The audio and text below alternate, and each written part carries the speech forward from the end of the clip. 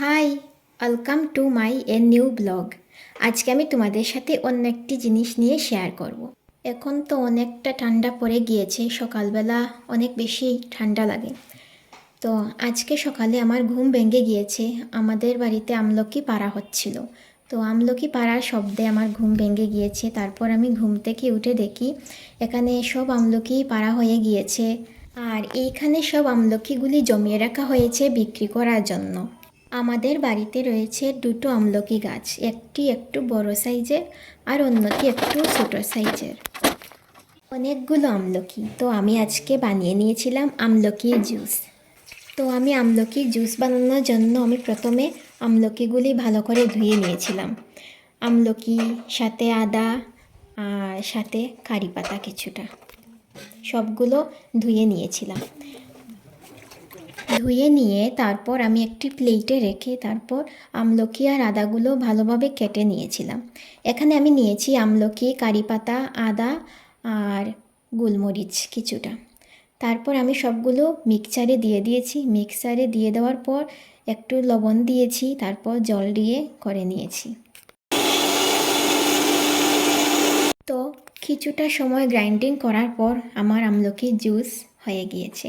আমি এখন এই সবগুলি ছেঁকে নেব। তো এইভাবে ভালোভাবে আমি সবগুলো ছেঁকে নিচ্ছি একটি কাপের মধ্যে। আমি যতটুকু পরিমাণ নিয়েছিলাম আমলকি, সবগুলো পরিমাণ আমার 1 কাপই জুস হয়েছে। তো গাইস, ফাইনালি আমার আমলকি জুস হয়ে গিয়েছে। তো আমি এখন এটা খাবো। একদম খারাপ নয়, টেস্টি ছিল, ভালোই ছিল। যেহেতু গোলমরিচ দেওয়া হয়েছে প্লাস লবণও ছিল, তো তার জন্য একটু ঝাল একটু ভালোই লেগেছে গোলমরিচের জন্য। আর আমলকি তো টক হবেই, তো টক ছিল একটু বেশি। যাই হোক, খেতে খারাপ নয়, ভালোই লেগেছে। এটাই ছিল আজকের আমার ব্লগে। কেমন লাগলো সবাই জানিও। আর অবশ্যই তোমরাও এইভাবে সবাই বাজার থেকে কিনে আনলেও, সবার তো আর বাড়িতে নেই, পসিবল নয়, বাজার থেকে কিনে এনে এইভাবে এখনের সময় আমলকিটা খাওয়া অত্যন্ত ভালো। আর এইভাবে আমলকি জুস করে খেতে পারলে তো আরও বেশি ভালো।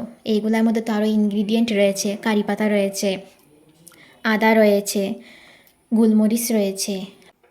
সো গাইস, তোমাদের সাথে কথা বলতে বলতে আমার ফাইনালি জুস কমপ্লিট করে ফেলেছি খাওয়া। তো এই ছিল আজকের ব্লগ ভিডিওতে।